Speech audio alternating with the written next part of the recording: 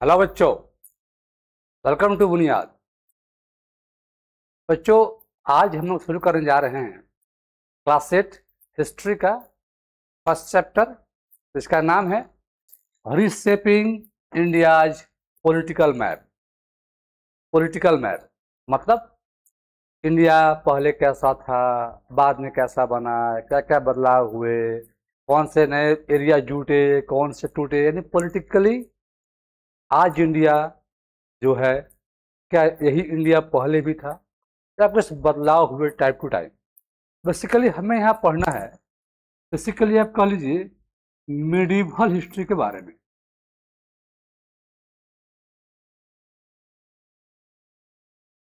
अब मिडिवल क्या है, तो आई होप कि आपने पढ़ा होगा। हिस्ट्री को हम 3 पार्ट में बांटते हैं, एंशिएंट, मिडिवल, मॉडर्न। तो यहाँ जो हम लोग 8 में पढ़ने जा रहे हैं, हम पढ़ने जा रहे हैं मिडिवल इंडिया, मध्यकालीन भारत। तो इस वीडियो का हमारा पर्पज यही है कि हमारा सिलेबस क्या है, आपको इस चैप्टर में क्या क्या पढ़ना है, एक ओवरव्यू। और नेक्स्ट वीडियो से हम पढ़ेंगे कि जो हमारा सिलेबस है, जो आपका बुक दिया गया है, वो पढ़ा जाएगा। सिंपली आपको पहले ही आइडिया होना चाहिए कि आपका इस चैप्टर का सिलेबस क्या है, कंटेंट क्या है, टॉपिक क्या क्या है। ठीक है, उससे पहले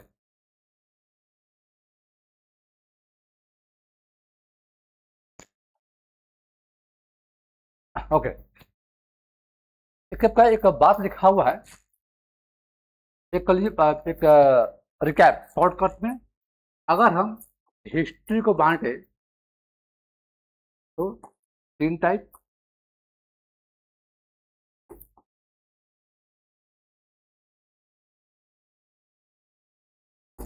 प्री हिस्ट्री,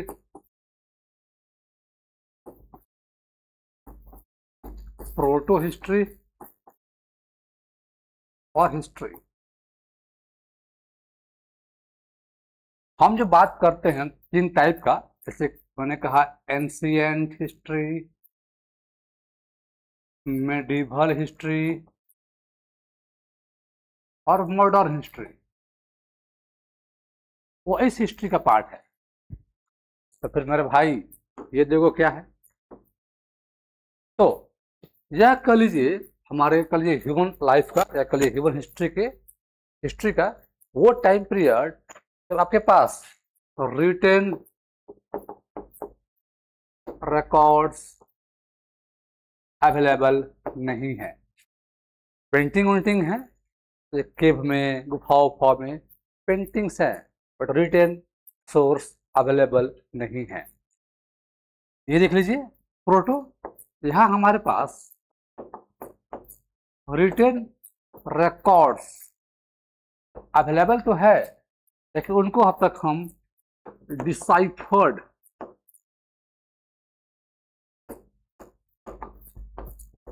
मतलब उनमें क्या लिखा हुआ है, उस टेक्स्ट का, उस रिकॉर्ड्स का क्या मतलब हुआ, हम आज तक जान नहीं पाए हैं।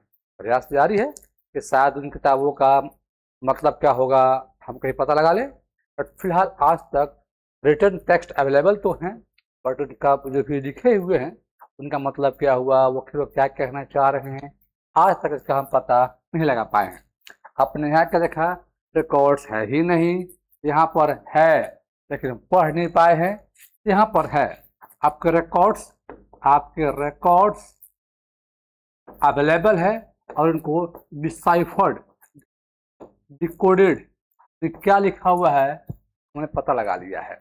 जैसे आपने नाम सुना होगा इंडस वैली सिविलाइजेशन और सिंधु सरस्वती सिविलाइजेशन और हड़प्पा सिविलाइजेशन।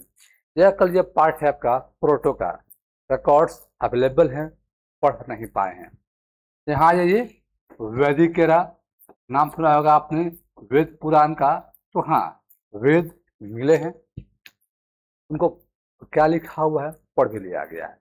तो हम जो बात करते हैं एंशिएंट, मिडिवल, मॉडर्न का, तो हम बात करते हैं इन दो को छोड़ के सिर्फ हिस्ट्री के पार्ट का, जहां आपको रिटेन सोर्स मिले हैं और उनको ठीक ठाक पढ़ भी लिया गया है। तो हमको इस चैप्टर में क्या क्या पढ़ना है। एक और चीज, एक खास बात, क्या है वो?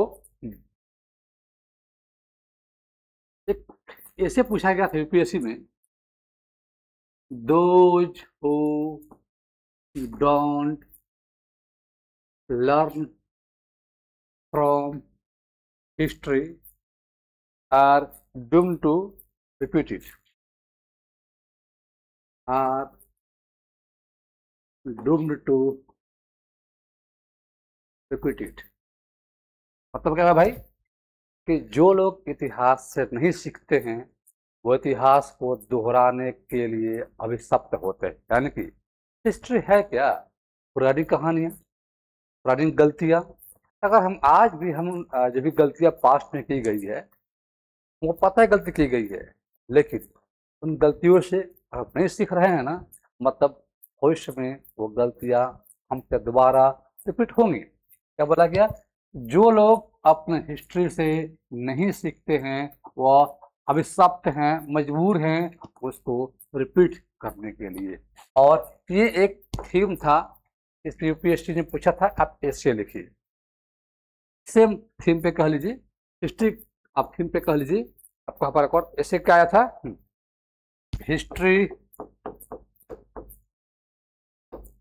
repeats itself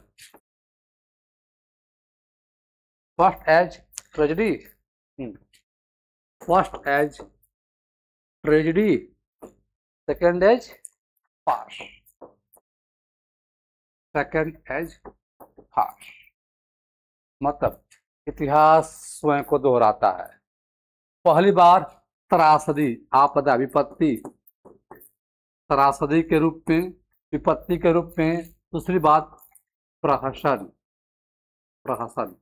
और लीजिए देखिए गलती पे जो हम हंसते हैं ना उस तरीके से, जैसे मान लीजिए अर्थक्वेक कहीं पे आ रहा है, अर्थक्वेक आया तो भाई हो गई, लोग मरे, आपका लॉस हुआ प्रॉपर्टी का। लेकिन आपने अगर उससे नहीं सीखा कि अर्थक्वेक से कैसे बचा जाए, क्या स्टेप ले, तो फिर अर्थक्वेक आएगा, वो आना ही आना है और फिर से वही गलतियां दोहराई जाएगी। राशि थी, अब एक मजाक बनना ना भाई, एक ये तो पता है आने वाला है, ऐसे करेगा, आपने एक्शन नहीं लिया। हिस्ट्री फर्स्ट टाइम विपत्ति थी, आपदा थी, सेकेंड टाइम आपने नहीं सीखा, वास्तव में आप मजाक के पात्र करा जाइएगा। ये आपके दो थीम थे, इन दोनों थीम पे यूपीएससी ने ऐसे पूछा हुआ है। खैर देखते हैं हमारा सिलेबस क्या है। चलिए, अगर हम एंशियंट हिस्ट्री से बाहर निकले, अगर हम एंशियंट हिस्ट्री से बाहर निकले और हम स्टार्ट करने वाले हैं मेडिवल हिस्ट्री, तो आखिर कब से कब तक, लमसम कब से कब तक, किस टाइम पीरियड को हम पार्ट मानते हैं मेडिवल का? अब कह लीजिए लमसम 700 से लेके 1750 सीई और एडी। और सब जानते हैं अब जो पहले एडी हुआ करता था अब सीई बन गया है, और जो पहले बीसी हुआ करता था अब बीसीई बन गया है, बिफोर कॉमन एरा और एक कॉमन एरा। ठीक है, तो 700 से लेके कह लीजिए अप टू 1950 का जो टाइम पीरियड है ऑन एवरेज, उसको हम मानते हैं मेडिवल हिस्ट्री और मेडिवल इंडिया। और अब 700 से क्यों माना जाता है? तो ये वो दौर था जब इस्लाम का कल जो बिगनिंग, कल जो अटैक, आक्रमण इंडिया पे होने लगा था। इसके पहले कह लीजिए इस्लाम वर्ल्ड में आ चुका था, और उसके कल जो कदम पैर हमारे यहाँ नहीं पड़े थे। तो जैसे कल जो उनका अटैक शुरू होता है, जिसे कहा जाता है कि 711 ईस्वी में फर्स्ट टाइम प्रयास किया गया और कल ये भाई इस्लामिस्ट की भाई हम इंडिया पे आया जाए। तो लगभग 700 के पीरियड से जब इस्लाम का आगमन, बिगिनिंग हमारे यहाँ शुरू होता है, तभी से क्या माना गया? Beginning of medieval history. और अंग्रेज हमारे यहाँ आ चुके थे, और जब लमसम उनका कंट्रोल पूरा हमारे यहाँ ठीक ठाक हो गया, जैसे 1600 के लमसम माना जाता है, 1608 कह लीजिए, कि आसपास अंग्रेज हमारे यहाँ व्यापार करने आए थे। आपने पढ़ा होगा Britishers came here as trader, व्यापारी। व्यापार करने आए, घूमा, देखा, समझा, टाइम इतना गया। अब इंडिया लगा उनके हाथ में आने, और कह लीजिए 1750 के आसपास लगभग इंडिया उनके हाथ में आ चुका था, and now they have become our masters। तो तब कह लीजिए इस समय से कह लीजिए हमारा रूल शुरू होता है अंग्रेजों का। तो हम बात करते हैं एक ऐसे इस्लाम आया था, वो खत्म हो चुका था, खत्म हो रहा था, और अब कल जब मास्टर थे वो कौन बन रहे थे? अंग्रेज। तो शुरू होता है हमारा मॉडर्न हिस्ट्री, यानी कि 1750 सिंपली कह लीजिए रूल ऑफ अंग्रेज का जो समय शुरू होता है उसे कहा गया आधुनिक भारत और मॉडर्न इंडिया। आगे आते हैं, तो हमको इस चैप्टर में कह लीजिए क्या क्या पढ़ना है, हमको इस लेसन में क्या क्या पढ़ना है वो देखा जाए। चलिए थोड़ा सा बात करते हैं हम लोग। जैसे बात किया जाए तो इस्लाम के आने के पहले भारत में जो रूल हो रहा था वो था राजपूत का रूल। राजपूत तब आते हैं अरब वाले, नाम सुना होगा, सऊदी अरबिया। अरब से लोग, तो वहां से कौन आएंगे? इस्लाम के लोग आएंगे। फिर आता है, कह लीजिए आते हैं तुर्किश अटैक, अरब अटैक हुआ। सबका तुर्किश अटैक इंडिया में होता है। आगे आएंगे हम लोग तो कह लीजिए इसके बाद से आपका अफगान आते हैं, अफगान अटैक हमारे यहाँ होता है। फिर कह लीजिए आपके पास दिल्ली सल्तनत, पढ़ेंगे इसको, सल्तनत नॉर्थ इंडिया में। और सेम टाइम पे हम और चलेंगे साउथ इंडिया में, वहाँ था विजयनगर एम्पायर साउथ इंडिया में। सेम टाइम पे कह लीजिए था आपका बहमनी किंगडम साउथ इंडिया में। देन कह लीजिए आप मुगल्स अगेन नॉर्थ इंडिया में। If you go to North East, वहाँ आते हैं होम्स आते हैं हमारे पास। इसके बाद फिर से मराठा का पढ़ा जाएगा कि शिवाजी मराठा से कैसे क्या योगदान रहा है। उसके बाद ब्रिटिश, और उसी टाइम कह लीजिए सिख का कह लीजिए दोबारा राइज। ये आपका कह लीजिए आपका सीक्वेंस है, टाइम पीरियड है कि मिडिवल हिस्ट्री में कह लीजिए फ्रॉम राजपूत टू अंग्रेज टू सिख, कैसे कैसे कह लीजिए कौन कौन लोग पहले इंडिया में आए, और किसका टाइम में कह लीजिए आपका जो पॉलिटिकल बाउंड्री था, आपको जो बाउंड्री हो रही थी वह कैसे सेप हुई, क्या क्या हुआ, कुछ पढ़ा जाएगा। तो हमको जो मेनली पढ़ना है वो पढ़ना है हमको दिल्ली सल्तनत से।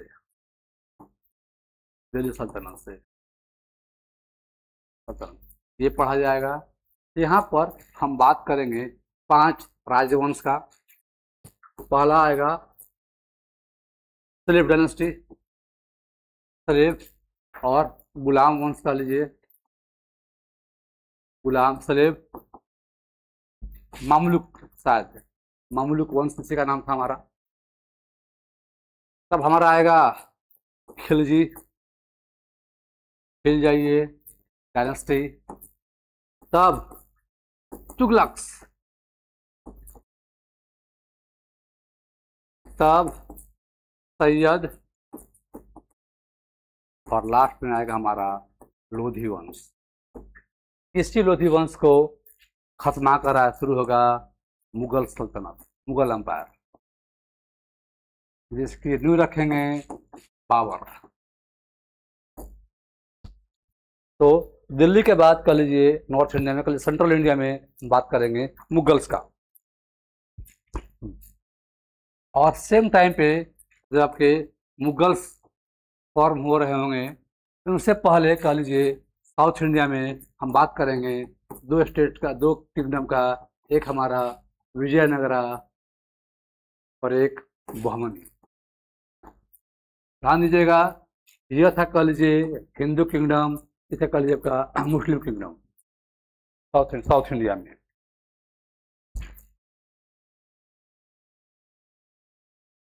इसके बाद तो ये पैरेलली पैरेलली बात जब हम बात करेंगे हम मुगल्स का, पैरेलली हम बात करेंगे मुगल्स का। जैसे आप जानते हैं शुरुआत होगी बाबर से, तब आएंगे हुमायूं, और इस बीच में कुछ समय के लिए हमारे चले आएंगे शेर शाह सूरी, शेर शाह सूरी। और मुगल्स को कुछ समय के लिए अपना पावर छोड़ना पड़ जाएगा। अगेन बाद में फिर से सूरी को हरा के हुमायूं आएंगे, तो हुमायूं, फिर इनके लाडले शहंशाह अकबर, फिर लिखिएगा तो आएंगे जहांगीर साहब, फिर शाहजहां, और लास्ट में औरंगजेब। और इसके बाद से कह लीजिए मुगल्स का जो पावर था, जो प्रेस्टीज था, वो लगेगा डाउन होने। किस समय तक कह लीजिए अंग्रेज भी हमारे देश में एक्टिव हो चुके थे। और औरंगजेब के बाद जो इसके बेटे बेटे आएंगे, जो भी लोग आएंगे, वो सब लोग कहते हैं लेटर मुगल्स, बाद के मुगल्स, क्योंकि इनके टाइम में पावर इनके हाथ से ऑलमोस्ट जा चुका था। नाम के किंग थे, असली पावर एंजॉय कर रहे थे अंग्रेज।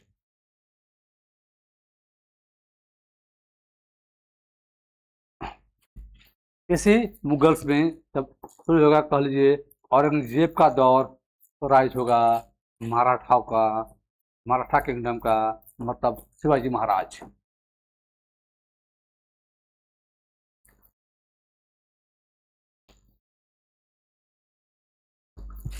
फिर देखा जाएगा कि मुगल्स के खिलाफ कौन कौन लड़ते हैं, कि भाई मुगल्स को हटाया जाए, भगाया जाए उनको, मतलब तो क्या क्या करिए चुनौतियाँ आती है मुगल के सामने, वो देखा जाएगा। और लास्ट पे चले आएंगे हम लोग प्रशासन, एडमिनिस्ट्रेशन, प्रशासन कैसा रहा पूरे कह लीजिए फ्रॉम सल्तनत टू मुगल्स पीरियड तक। और साथ में प्रशासन के बाद लोगों के लाइफ पे, लाइफ्स ऑफ पीपल, लोगों के जीवन पे, या लोगों का जीवन कैसा था उस समय, अच्छा था, बुरा था, क्या क्या बदलाव किया गया, ये सब देखा जाएगा इस लेसन के लास्ट आते आते। और यहाँ आके हमारा चैप्टर है वो द एंडम हो जाएगा। ये था हमारा कह लीजिए। तब हमको इस चैप्टर में क्या क्या पढ़ना है, ओवरव्यू क्या आपको पता चल जाए कि हाँ हमारा सिलेबस में इस चैप्टर में तो क्या क्या पढ़ना है। तो इस वीडियो में इतना ही। अगर नेक्स्ट वीडियो आएगा वहाँ से पढ़ा जाएगा आपका जो मेन कंटेंट है, जो चैप्टर है, वो हमारा स्टार्ट होगा कल से। Thank you for watching.